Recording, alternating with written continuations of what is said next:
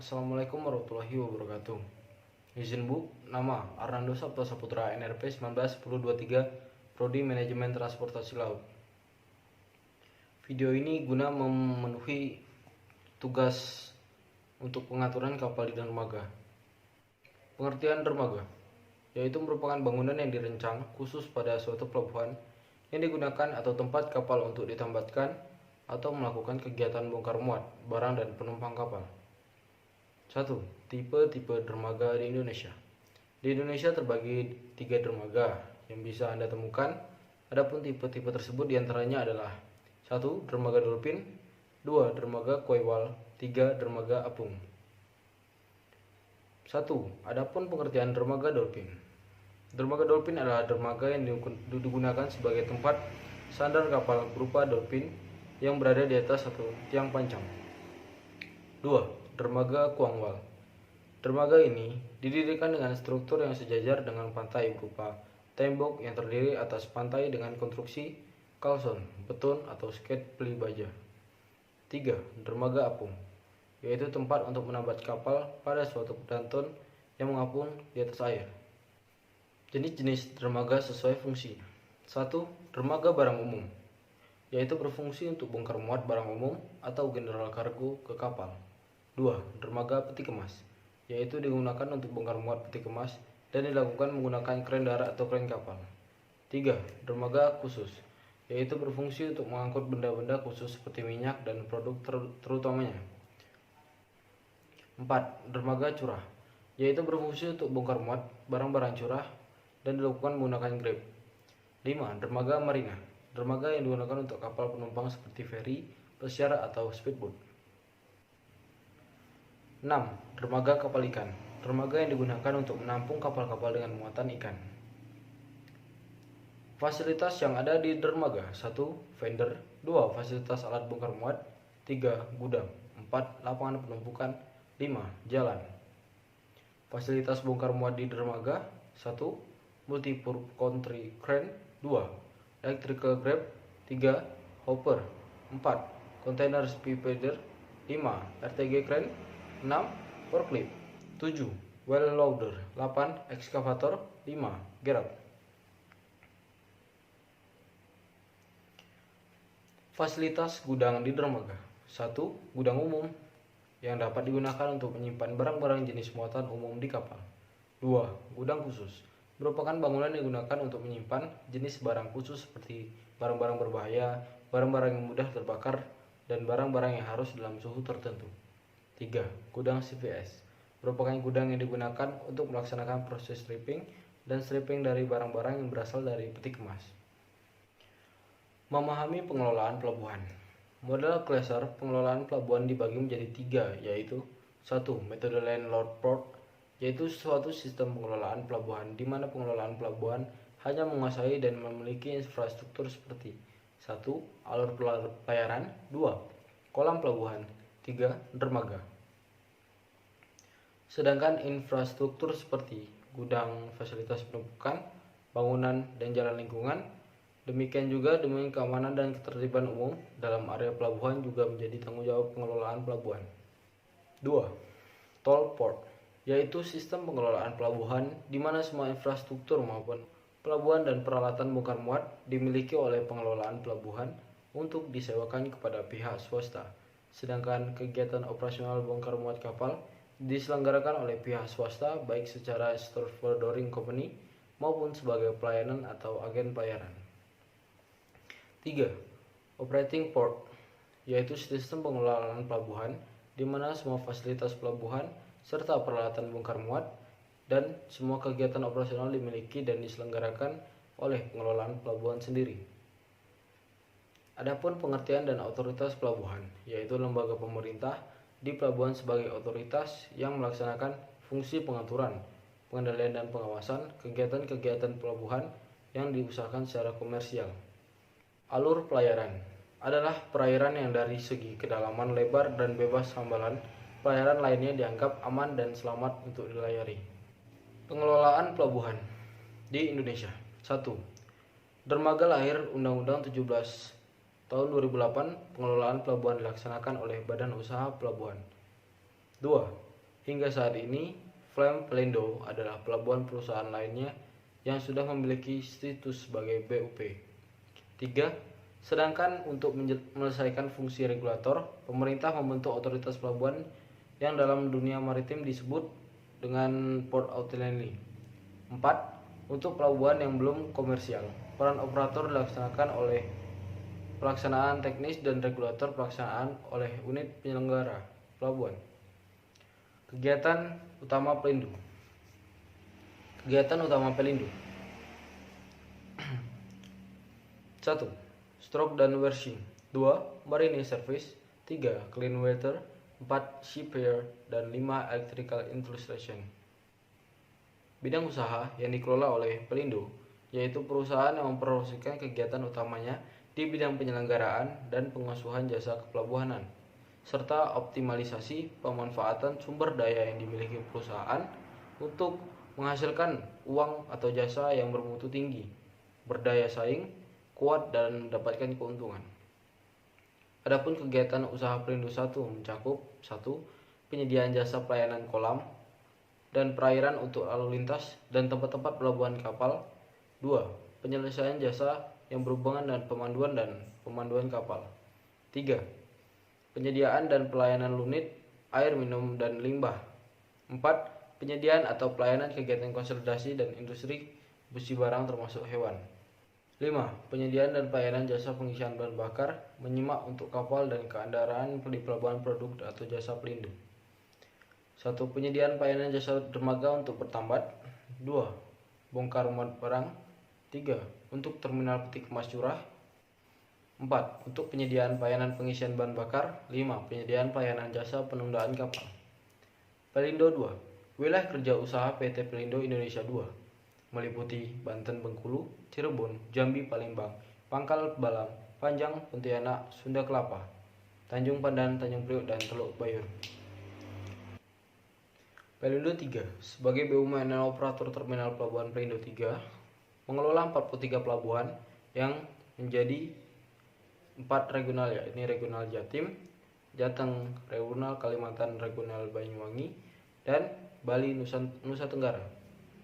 Adapun anak perusahaan Pelindo 3, 1. PT Terminal Peti Kemas Surabaya. 2. PT Berlian Jasa Terminal Indonesia. 3. PT Pelindo Marine Service. 4. PT Terminal Teluk Lamong. 5. PT Pelindo Husda Citra. 6. PT Pelindo Daya Sejahtera. Pelindo 4. Wilayah operasional Pelindo 4 berada di wilayah Indonesia Timur, yaitu Provinsi Kalimantan Timur, Kalimantan Utara, Sulawesi Tengah, Sulawesi Tenggara, Gorontalo, Sulawesi Utara, Maluku Utara, Papua, dan Papua Barat. Poin 3.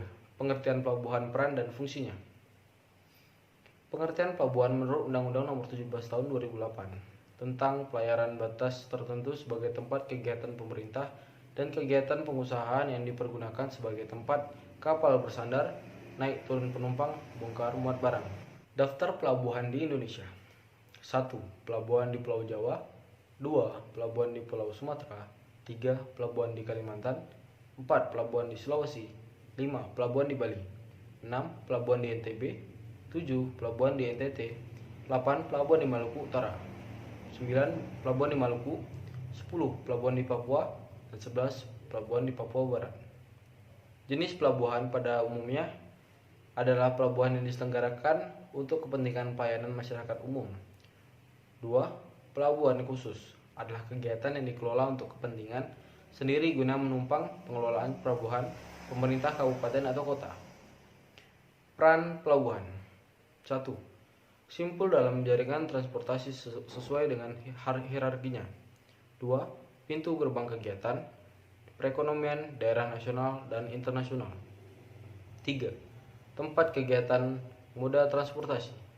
4. Penunjang kegiatan industri dan perdagangan. 5. Tempat distribusi, konsolidasi, dan produksi. Fungsi pelabuhan diarahkan pada layanan. 1. Kegiatan pemerintahan. 2. Kegiatan jasa pelabuhan. 3. Kegiatan jasa kekuasaan. 4. Kegiatan jasa penunjang kepelabuhanan. Poin 4. Memahami dan terampil dalam operasional pelabuhan. 1. Perencanaan jasa kapal. 2. Pengelolaan operasi pelayanan kapal.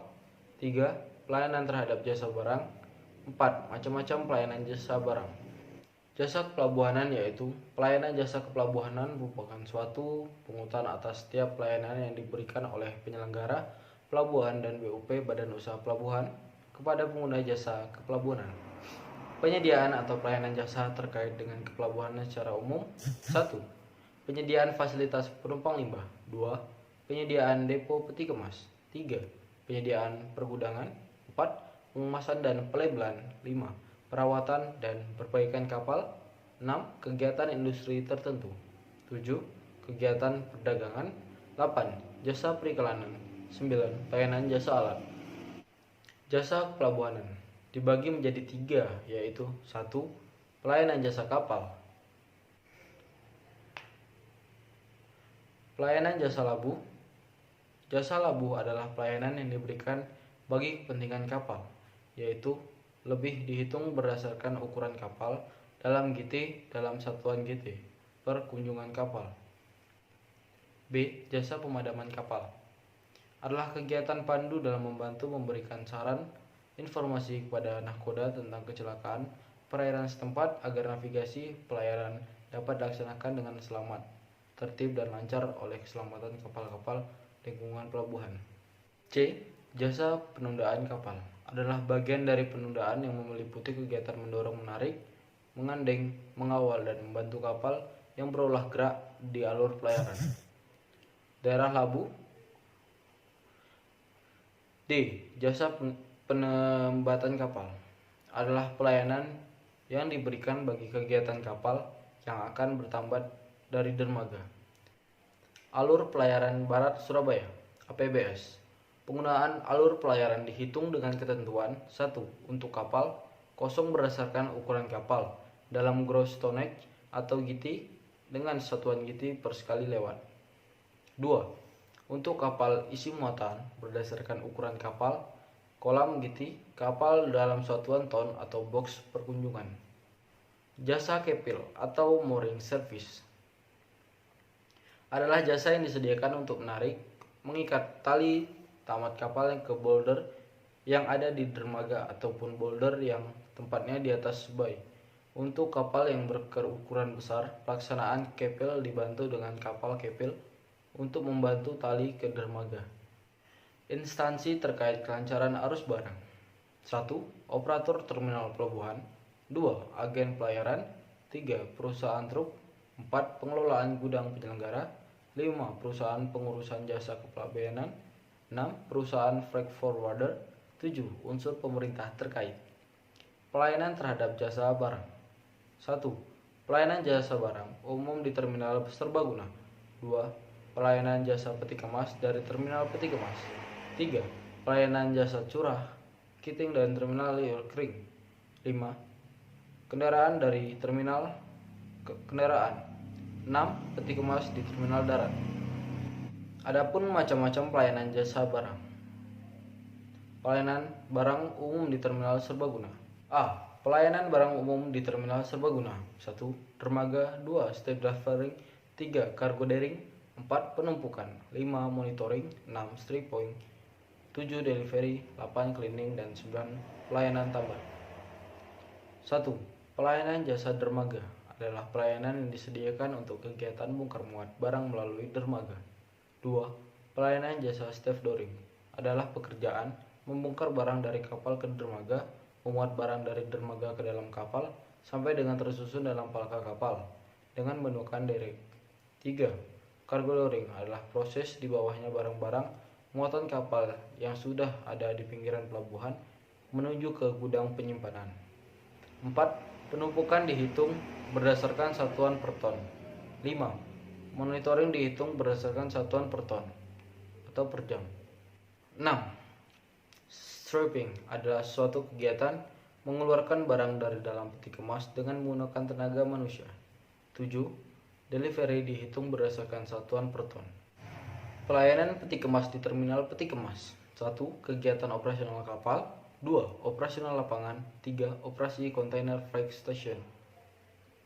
Pelayanan peti kemas di terminal peti kemas untuk kegiatan operasional kapal di dermaga. 1. Dermaga dihitung berdasarkan satuan per ton per unit per penyelenggara. 2. Stevedoring dihitung berdasarkan satuan per ton, unit atau pelayanan. 3. Staffing dihitung berdasarkan satuan per ton. 4. Pelayanan peti kemas di terminal peti kemas untuk kegiatan operasi lapangan. A. Penumpukan dihitung berdasarkan satuan per ton atau unit per hari. B. Lift-on dihitung berdasarkan satuan per ton atau unit pelayanan. C. Gerakan ekstra dihitung berdasarkan satuan per ton atau unit pelayanan. 3. Pelayanan peti kemas di terminal peti kemas untuk kegiatan operasi kontainer freight station. Stripping dihitung berdasarkan satuan per ton per box pelayanan atau penumpukan. B. Penumpukan dihitung berdasarkan satuan per ton per box per hari. C. Penerimaan dihitung berdasarkan satuan per ton pelayanan. 4. Pelayanan peti kemas dan di terminal atau peti kemas untuk kegiatan pelayanan tambahan. A. Biaya administrasi dihitung dari berdasarkan satuan per nota. B. Biaya kartu ekspor dihitung dari berdasarkan satuan per nota. C. Biaya ini no scan dihitung berdasarkan satuan per nota box. 5. Pelayanan barang curah cair di terminal curah cair. A. Dermaga dihitung berdasarkan per ton. B. Penumpukan dihitung berdasarkan per kapasitas. C. Monitoring dihitung berdasarkan per ton. Poin 5. Terminal menghitung turnaround time terhadap ketersediaan dermaga. 1. Port time adalah waktu yang dibutuhkan kepada pelabuhan untuk menunggu sandar dan keluar setelah selesai melakukan kegiatan bongkar muat. 2. Effective time. Waktu efektif adalah waktu yang benar-benar digunakan untuk melakukan bongkar muat selama kapal berada di dermaga. 3. Turnaround time adalah waktu kedatangan kapal berlabuh jangkar sampai sandar di dermaga serta waktu keberangkatan kapal setelah melakukan kegiatan bongkar muat barang. Dampak pada kualitas kinerja. 1. Pelayanan di pelabuhan berujung pada besarnya kerugian yang ditanggung oleh pemilik kapal. 2. Ship owner bisa menanggung kerugian lebih dari kuantitas muatan yang dibongkar. 3. Kualitas kinerja pelayanan dan pelabuhan semakin menurun dikarenakan waiting time yang terlalu lama. Poin 6. Memahami dan terampil menghitung kinerja dermaga. 1. Output dermaga adalah keluaran jumlah barang yang dibongkar atau dimuat dalam periode waktu tertentu di suatu dermaga. Indikator output dermaga. 1. Fasilitas dermaga. 2. Fasilitas gudang. 3. Fasilitas lapangan. 4. Kecepatan bongkar muat kapal di pelabuhan. 5. Kecepatan bongkar muat per kapal tiap jam. Berth output atau berth throughput adalah indikator dalam rangka untuk mengetahui banyak barang yang diangkat melalui dermaga.